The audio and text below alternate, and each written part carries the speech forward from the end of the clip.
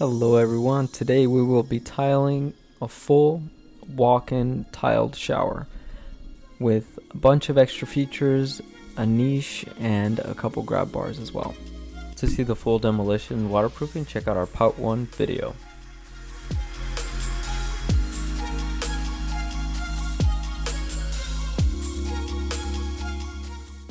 Alright, let's get started. For the floor, I am installing some penny tiles here.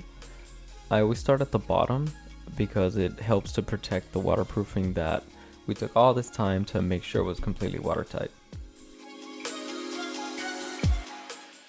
This kind of tile is either extremely difficult to install or extremely easy. It's going to depend entirely on what's going on with your floor. If your floor is straight and your walls are straight, like here my back wall was very straight, so I didn't really have to do much. But if that isn't the case, you are going to have to follow your own line and make sure that you don't come off of that line, because otherwise you're going to be in big trouble.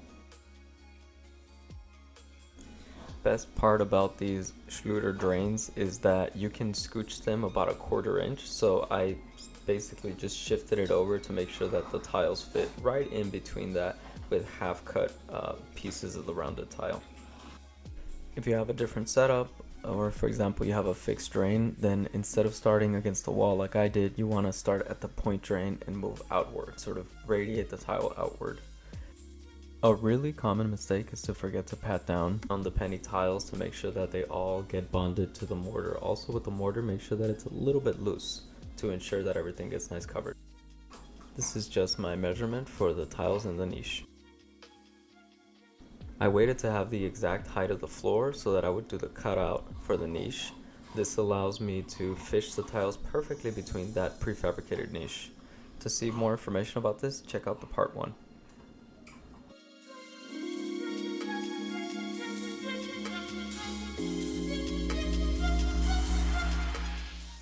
All done and fully waterproof.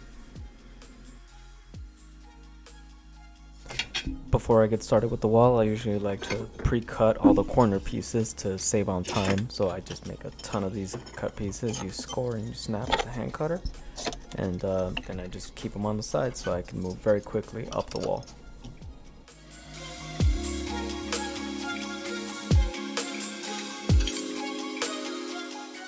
As for layout, to make things look really nice, make a center line, and that's why the cut pieces on the sides are exactly the same, because I am going to use that center line, and then also more importantly when I go up the niche, it's going to have a nice symmetry to it.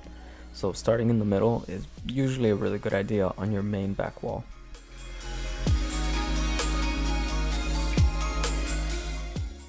For the trowel, I'm using 1/4 inch notch trowel, and for the thin set, I believe this is just custom LFT light, but mainly just because I had some. You can use anything that's rated for ceramic over waterproof board.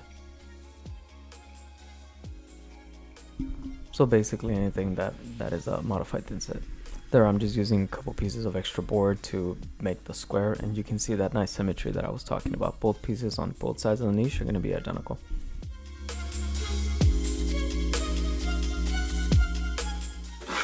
Now for the fun part, I'm going to put all the niche tile pieces.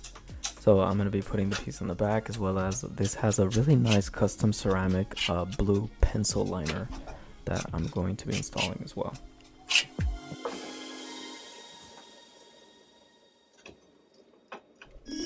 The only trick to putting these little pencil liners is I put a ton of excess mortar so that when I squeeze it in, it gets full coverage, and then I just clean it off. Also in the corners, you can make them put them flat, but I do like to put a nice little miter so that when you squeeze them together, there's no gap. Again, you can put it the other way where they sort of just go flat on each other, but you might have some gaps. Don't forget to clean off the excess. If you leave it on, when you try to peel it off the next day, you might break the pencil liner, so I like to clean it before. Now I'm just putting the side pieces and the top pieces. A good thin set will just hold the tile piece in place as soon as you squeeze it in, so you don't have to worry about anchoring it. There you go. Now the other side. Again, I do have a nice 45, so when you see me put the liner, that's why I get really close to it, because I have a miter line. There it is, last piece. with a nice 45. Everything fits really well.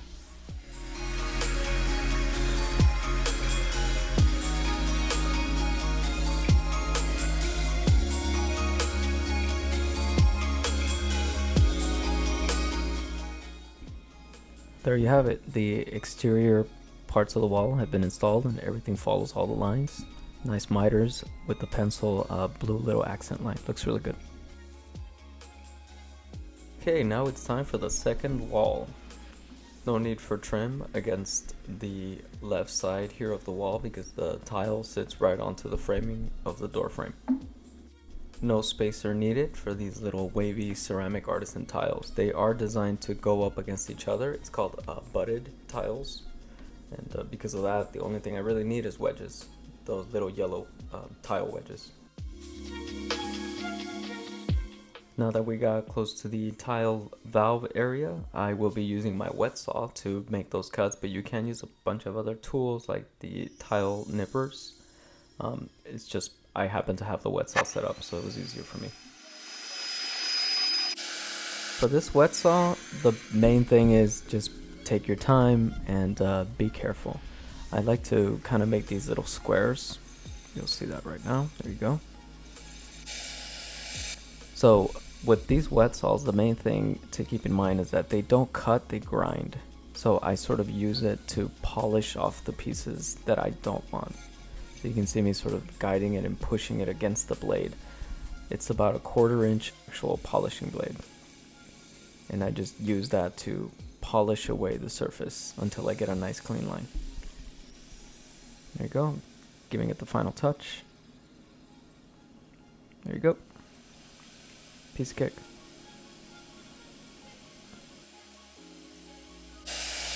This next piece is a lot trickier. I've been doing this a really long time, so I have a fairly good tact for it. But if you're a DIYer, maybe for this part, use the tile nippers instead. It can be somewhat dangerous because you get very close to the blade. Just getting that tiny, tiny piece. There you go.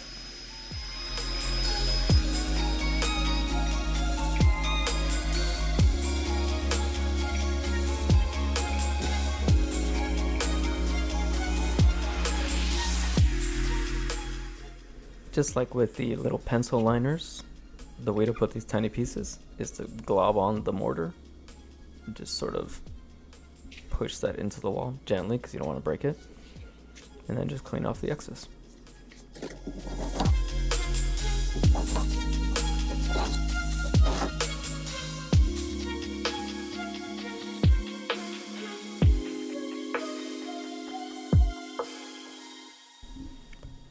The rest of it is really pretty straightforward. Once your tile layout is already set, you just move your way up the wall. There's the faucet there as well, but that's very, very easy to cut around. It's very similar to the valve, just much smaller. Alright, just like before, the main thing is keep one level line right there. I put it 4 pieces up because I do have an angle there because of the pitch. So having 4 pieces to kind of play with and kind of adjust really helps to get that 4th piece at the very top very, very level so that the rest of the wall goes very easily.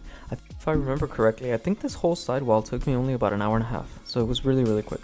Sometimes with these remodels, you have to make some small compromises. That little piece at the very top really bugs me, but we really didn't have a choice. The ceiling was sloping quite a bit, so we had to put some kind of piece in some sections of that wall. The customer found these awesome designer ceramic tiles, and we sort of worked out a pattern outside of the niche, decided on what kind of look she wanted, and then I just went ahead and cut everything. I think that this was a total of about 12 pieces. I love the way that light blue color plays off of the trims as well as the back niche tile. It just ties everything together really, really well. Really love it. So for this job, we are going to use a somewhat contrasting grout, kind of a middle ground between a really dark grout and a really light grout.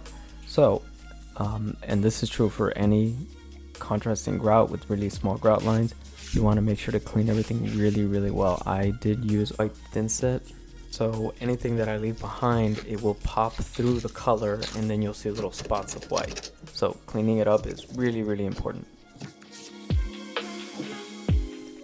There really is no trick to this. The only thing I can think to say is that with the sponge, if you wet the thin set, it does become softer. So after that, it's just time and patience. So just scrape off all of that residual thin set, and then just put the grout immediately after that. So for the grouting, I just use a flexible soft sponge to sort of squeeze the grout in between those grout lines. Because this is a contrasting colored grout, it's going to be really important to try not to leave any kind of haze or anything like that. Any grout that I end up using in a shower area, I try to only use high performance grouts. So this grout is, let me see, it's crack resistant, mold resistant, stain resistant, so it does have a sealer included and a bunch of other stuff. It's a really great product and it isn't too bad to install. So if you're a DIYer, maybe stay away from things like epoxy grout and stick with these high performance grouts instead, just because it's more likely that you will do a decent job with it. One of the first things I do when I'm training a new worker or somebody who wants to get into the trade is I make them grout as soon as possible, and I sort of oversee. The reason is because anybody who isn't really all that great at grouting is probably not going to be good at tile because of all the detail.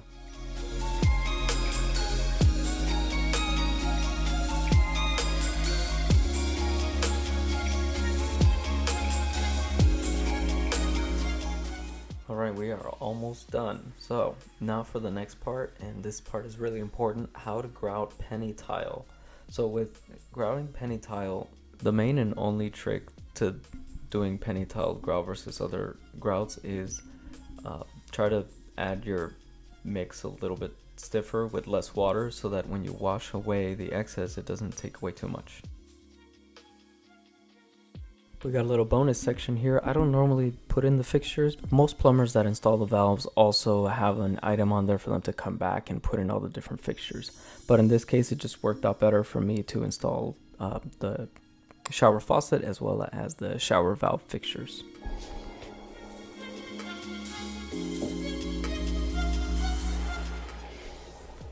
In case you're not already familiar, that white tape you see there is just Teflon tape. It helps to seal screwed in metal pieces. I don't know if you can tell, but plumbing is not really my thing. I do my best though. In case you're waiting for some tips on how to put the shower valve fixtures, yeah, I don't think that there really is any. This was the first time that I ever installed this brand of fixture, and all I had to do was follow the instructions and I was mostly okay. There was a couple things that I wasn't sure about, but I was mostly okay. This is one of the add-ons that I included in this shower build. So I'm going to be installing a grab bar. I did already do a bunch of framing adjustments to make sure that every single grab bar catches onto the framing itself. You can see right there I had it marked before. So behind here is a whole full stud. Now I'm using special bits to dig into the ceramic tile without breaking it. These are called grinding tile bits. The sponge beneath it is full of water and it helps to keep the bit cool. There you go, a perfect circle without breaking the tile. So now I repeat it 4 more times and I have all the different holes. Now you just have to use a screwdriver. Probably not a good idea to use an impact driver like me, just a regular electric screwdriver will do the trick. And there you have it, fully tiled wavy ceramic white tile with a niche, one horizontal grab bar, and on the left side there's also a second vertical grab bar. This was a really fun project. I know it'll be a tremendous help to the homeowner. She needed something that was safe and that was easy to access, so this is exactly that.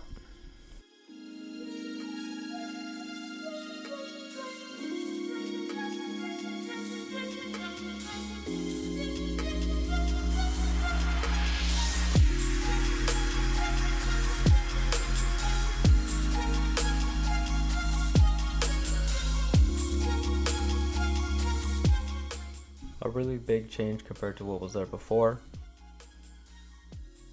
If you like videos like this, please don't forget to subscribe to the YouTube channel. If you live in the Sacramento area, feel free to give us a call or go on the site and fill out a form for a free estimate. Thank you for watching.